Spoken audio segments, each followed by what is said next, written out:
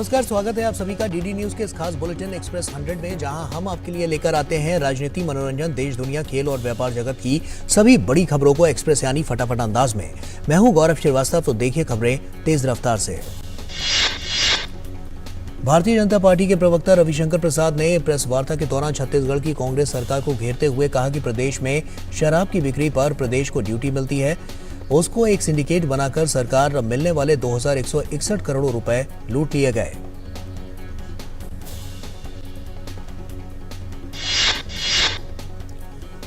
रविशंकर प्रसाद ने कहा कि इस लूट का एक बड़ा हिस्सा वहां के सत्तासीन राजनीतिक लोगों को जाता था। उन्होंने साथ ही कहा कि शराब के माध्यम से अवैध कमाई आजकल विपक्षी सरकारों का महत्वपूर्ण औजार बन गया है।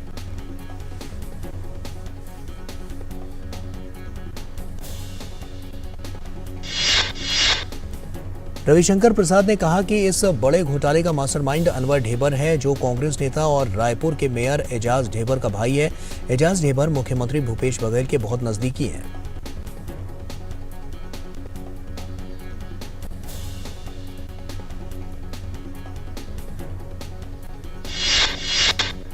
रविशंकर प्रसाद ने साथ ही लालू प्रसाद यादव को घेरते हुए कहा कि पटना में जो विपक्षी दलों की बैठक हुई थी उसका क्या हुआ।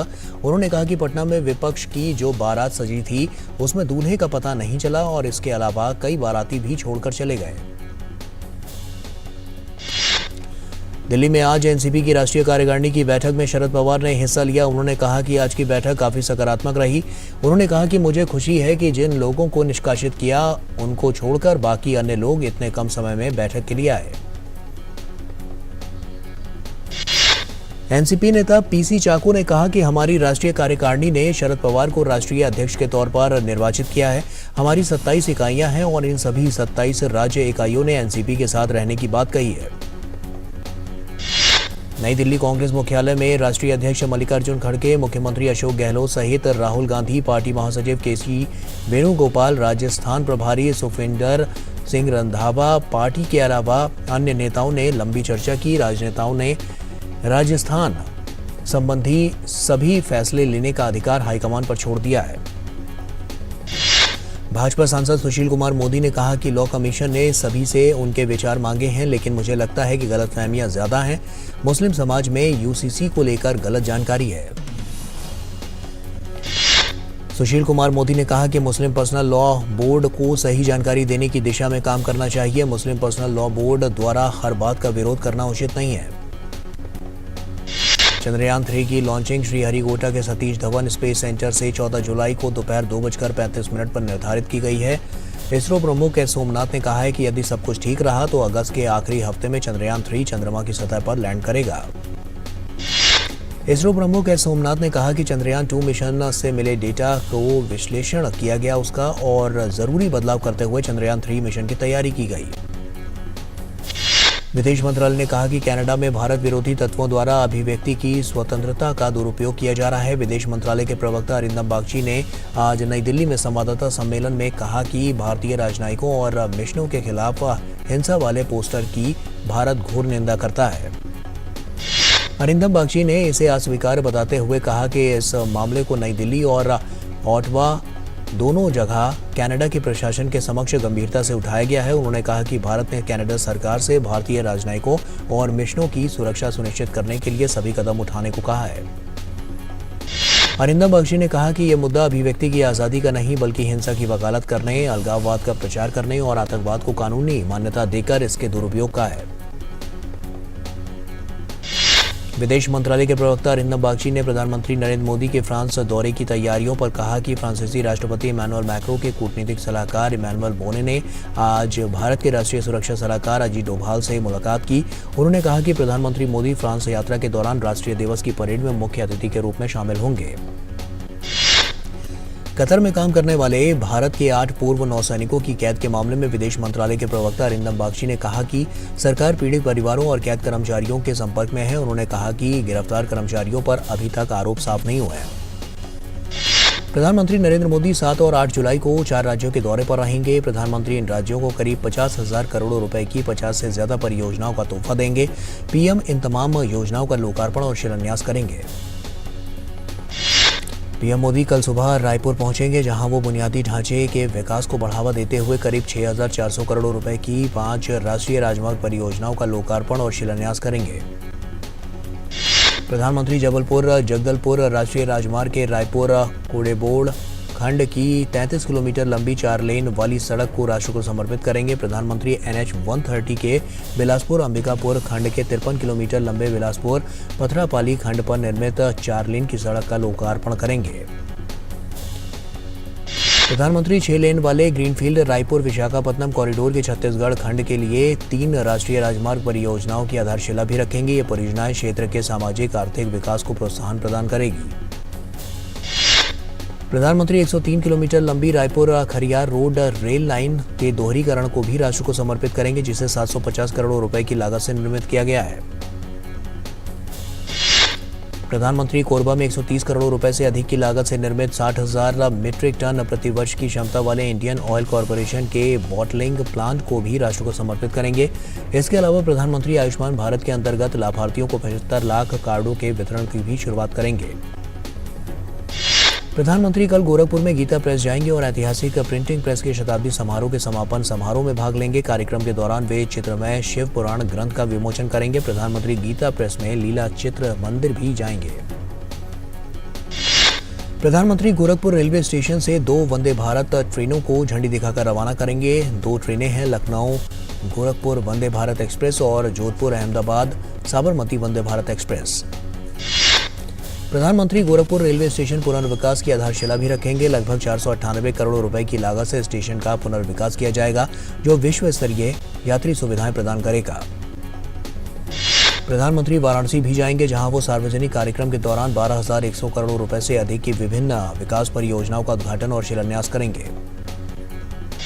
प्रधानमंत्री Pandit Deendayal Upadhyay junction Sonnagar railway line के बीच समर्पित फ्रेट कॉरिडोर का भी लोकार्पण करेंगे। प्रधानमंत्री 3 रेलवे लाइनों का भी लोकार्पण करेंगे, जिनका विद्युतीकरण या दोहरीकरण 990 करोड़ से अधिक की लागत से पूरा किया गया है। प्रधानमंत्री NH 56 के वाराणसी जौनपुर खंड की 4 लेन वाली सड़क का भी लोकार्पण करेंगे। प्रधानमंत्री जल जीवन मिशन के तहत 550 करोड़ रुपए से अधिक की लागत से बनने वाली 192 ग्रामीण पेयजल योजनाओं की भी उसका शिलान्यास करेंगे और इनसे 192 गांवों के 7 लाख लोगों को शुद्ध पेयजल प्राप्त होगा। प्रधानमंत्री शनिवार को तेलंगाना जाएंगे, जहां वो करीब 6,100 करोड़ रुपए की कई महत्वपूर्ण अवसंरचना विकास परियोजनाओं की आधारशिला रखेंगे। शनिवार को ही पीएम राजस्थान के बीकानेर में 24,300 करोड़ रुपए से अधिक की विकास परियोजनाओं का लोकार्पण और शिलान्यास करेंगे। इनसे क्षेत्र की अवसंरचना का विस्तार होगा। फ्रांस के राष्ट्रपति के राजनयिक सलाहकार इमैनुअल बोने ने आज प्रधानमंत्री नरेंद्र मोदी से मुलाकात की। बोने ने प्रधानमंत्री को आगामी फ्रांस यात्रा के संदर्भ में द्विपक्षीय सहयोग के विभिन्न क्षेत्रों में प्रगति की जानकारी दी। प्रधानमंत्री ने 14 जुलाई को बैस्टिल दिवस समारोह में सम्मानित अतिथि के रूप में भाग लेने के लिए निमंत्रण के लिए राष्ट्रपति मैक्रोन के प्रति आभार व्यक्त किया। हिरोशिमा में राष्ट्रपति मैक्रोन के साथ अपनी हालिया मुलाकात को याद करते हुए प्रधानमंत्री ने कहा कि वो पेरिस में अपनी बातचीत जारी रखने के लिए उत्सुक हैं। भारतीय सेना की टुकड़ी फ्रांस में बैस्टिल डे परेड के लिए रवाना हो गई है। पीएम मोदी को फ्रांस में बैस्टिल डे परेड में सम्मानित अतिथि के रूप में आमंत्रित किया गया है। भारतीय सेना की टुकड़ी में 77 मार्चिंग कर्मी और बैंड के 38 सदस्य शामिल हैं। केंद्र सरकार ने 20 जुलाई से शुरू होने वाले संसद के मानसून सत्र से पहले 19 जुलाई को सर्वदलीय बैठक बुलाई है। सत्र 20 जुलाई से शुरू होगा और 11 अगस्त तक चलेगा। 23 दिनों तक चलने वाले इस सत्र में कुल 17 बैठकें होंगी। राष्ट्रपति द्रौपदी मुर्मू ने आज नागपुर में महाराष्ट्र के विशेष रूप से संवेदनशील जनजातीय समूहों से मुलाकात की। इस अवसर पर आदिवासी समूह के विभिन्न आदिवासी समूह की ओर से बनाई गई कलाकृतियों को भी राष्ट्रपति ने देखा। समारोह में विशेष रूप से संवेदनशील जनजातीय समूहों को संबोधित करते हुए राष्ट्रपति ने कहा कि सरकार को एकलव्य स्कूलों में विशेष रूप से संवेदनशील जनजातीय समूहों के प्रवेश के लिए अलग से प्रावधान करने की जरूरत है, जिससे इन आदिवासी समूह के लोगों में शिक्षा पर और अधिक ध्यान दिया जा सके। राष्ट्रपति द्रौपदी मुर्मू अपने महाराष्ट्र दौरे में आज सिद्धिविनायक मंदिर में जाकर उन्होंने पूजा अर्चना की। राष्ट्रपति के साथ महाराष्ट्र के राज्यपाल रमेश बैस ने भी मंदिर में पूजा अर्चना की। राष्ट्रपति द्रौपदी मुर्मू के सम्मान में महाराष्ट्र सरकार द्वारा मुंबई राजभवन में नागरिक अभिनंदन का आयोजन किया गया। इस अवसर पर केंद्रीय राज्य मंत्री रामदास अठावले, विधानसभा के अध्यक्ष राहुल नार्वेकर, उपसभापति नीलम गोरोहे, राज्य के मुख्यमंत्री एकनाथ शिंदे, उप मुख्यमंत्री देवेंद्र फडणवीस भी मौजूद थे। राष्ट्रीय राजधानी दिल्ली में अधिकारियों के ट्रांसफर पोस्टिंग पर नियंत्रण को लेकर केंद्र सरकार के अध्यादेश को चुनौती देने वाली दिल्ली सरकार की अर्जी पर सुप्रीम कोर्ट 10 जुलाई को सुनवाई करेगा। दिल्ली शराब घोटाला मामले में आरोपी दिल्ली के पूर्व डिप्टी सीएम मनीष सिसोदिया ने सुप्रीम कोर्ट में जमानत याचिका दाखिल की है। सीबीआई और ईडी दोनों मामलों में सिसोदिया ने सुप्रीम कोर्ट में याचिका दाखिल की है।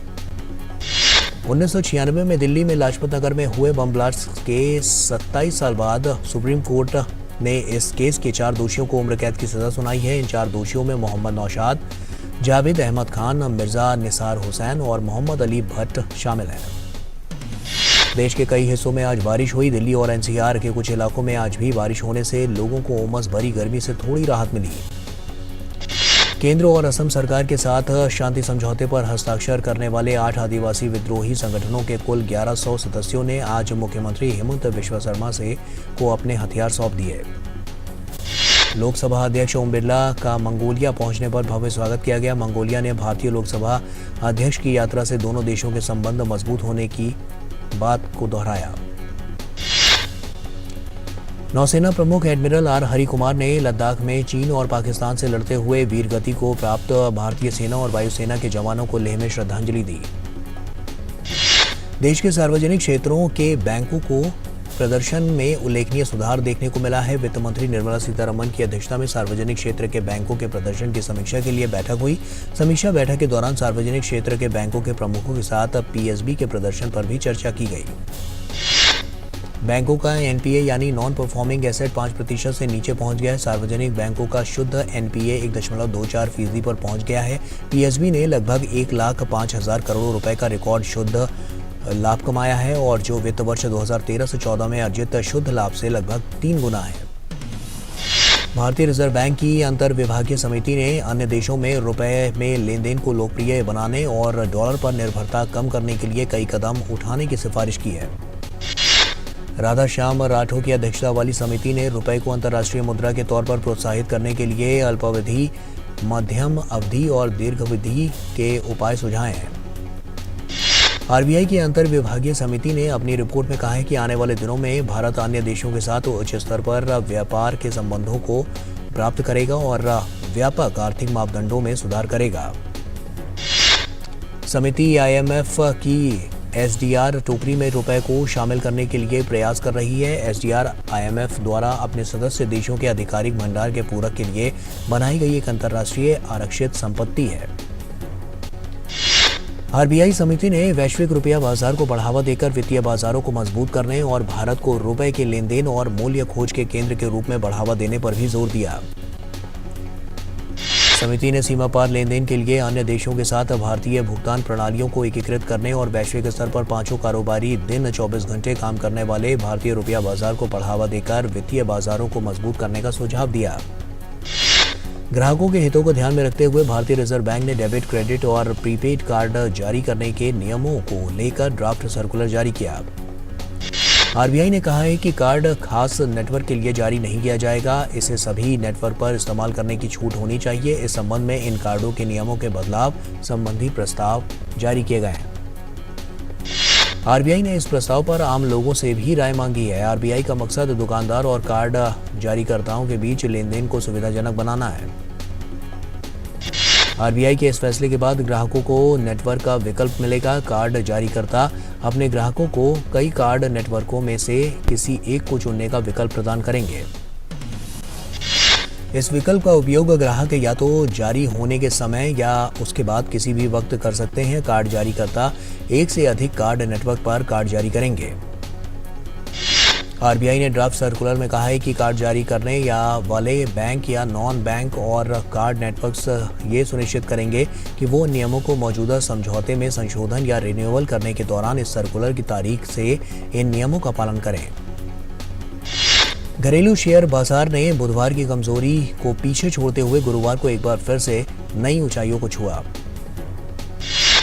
बीएसई सेंसेक्स लगभग 340 अंक यानी 0.52% के उछाल के साथ 65,786 के स्तर पर बंद हुआ।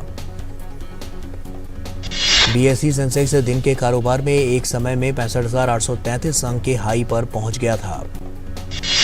एनएसई निफ्टी 99 अंकों यानी 0.51% की तेजी के साथ 19,497 अंक के स्तर पर बंद हुआ। अमेरिकी डॉलर के मुकाबले रुपए में आज कमजोरी देखने को मिली। डॉलर के मुकाबले रुपया आज 27 पैसे फिसलकर 82.49 के स्तर पर पहुंच गया। भारतीय कमोडिटी बाजार में आज सोने और चांदी की दोनों की कीमतों में तेजी दर्ज की गई है। मल्टी कमोडिटी एक्सचेंज पर सोना आज 57 रुपए की तेजी के साथ 0.10% चढ़कर कारोबार कर रहा था। चांदी आज 141 रुपए या 0.20% की मजबूती के साथ कारोबार कर रहा था। चांदी के रेट आज 70,430 रुपए प्रति किलो पर थे।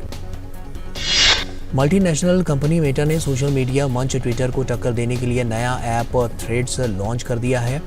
ये नया ऐप उद्योगपति एलन मस्क के स्वामित्व वाले सोशल मीडिया मंच को सीधी चुनौती देगा। दक्षिण अफ्रीका के सबसे बड़े शहर जोहान्सबर्ग में एक बड़ा हादसा हो गया। जोहान्सबर्ग के बोक्सबर्ग उपनगर के पास स्थित एक अनौपचारिक बस्ती में संदिग्ध गैस रिसाव के कारण 16 लोगों की मौत हो गई। मैक्सिको में एक भीषण सड़क हादसे में 29 लोगों की मौत हो गई जबकि अन्य 21 घायल हो गए। हादसा उस वक्त हुआ जब दक्षिणी मैक्सिकन राज्य ओक्साका से होकर जा रही एक बस खाई में गिर गई। बस राजधानी मैक्सिको सिटी से पश्चिमी ओक्साका के योशवंडुआ की ओर जा रही थी, तभी अचानक ड्राइवर ने नियंत्रण खो दिया। पश्चिमी यूक्रेन के शहर लिविव में एक रूसी मिसाइल हमले में 4 लोगों की मौत हो गई और कई अन्य घायल हो गए। मेयर ने बताया कि हमले वाले क्षेत्र में लगभग 60 अपार्टमेंट और 50 कारें क्षतिग्रस्त हो गई हैं। आपातकालीन सेवाकर्मी मलबे में फंसे हुए लोगों की तलाश कर रहे हैं। रूस और यूक्रेन युद्ध को 1 साल से भी ज्यादा हो गया है और इस बीच यूक्रेन के राष्ट्रपति व्लादिमीर ज़ेलेंस्की ने पश्चिमी देशों पर जवाबी हमले में देरी होने का आरोप लगाया। इसराइल में एक स्थानीय पुलिस कमांडर के इस्तीफे के बाद प्रदर्शनकारी सड़कों पर उतर आए। प्रदर्शनकारियों ने तेल अवीव के एक मुख्य राजमार्ग पर जगह जगह आग जलाकर प्रदर्शन किया। इसी बीच तेल अवीव के पुलिस कमांडर ने यह कहते हुए इस्तीफा दे दिया कि प्रधानमंत्री की कैबिनेट के सदस्य उनके काम में राजनीतिक हस्तक्षेप कर रहे हैं। अमेरिकी विदेश मंत्री एंटनी ब्लिंकन ने हैती के प्रधानमंत्री एरियल हेनरी से मुलाकात की। बैठक के दौरान उन्होंने कैरिबियाई राष्ट्र को अतिरिक्त सुरक्षा सहायता मुहैया कराने का वादा किया। हेनरी ने देश के बड़े हिस्से को नियंत्रित करने वाले गिरोहों पर लगाम लगाने के लिए एक अंतर्राष्ट्रीय बल का आह्वान किया। सीक्रेट सर्विस व्हाइट हाउस में मिली कोकीन की जांच कर रही है। सफेद पाउडर पदार्थ की खोज व्हाइट हाउस के वेस्ट विंग में की गई थी। हांगकांग की गायिका कोको ली का बुधवार को निधन हो गया। कोको ली की बहनों ने एक सोशल मीडिया पोस्ट के माध्यम से बताया कि गायिका ने आत्महत्या करने की कोशिश की थी, जिसके बाद वो कोमा में चली गई थी और बुधवार को उनकी मृत्यु हो गई। ऑस्ट्रेलिया और इंग्लैंड के बीच खेली जा रही एशेज सीरीज का तीसरा टेस्ट आज से हेडिंग्ले में शुरू हुआ। इंग्लैंड ने टॉस जीतकर पहले गेंदबाजी का फैसला किया। इंग्लिश टीम में 3 बदलाव किए गए। बांग्लादेश क्रिकेट टीम के दिग्गज बल्लेबाज तमीम इकबाल ने क्रिकेट के सभी प्रारूपों से संन्यास ले लिया है। तमीम अफगानिस्तान के खिलाफ चल रही वनडे सीरीज में टीम के कप्तान थे।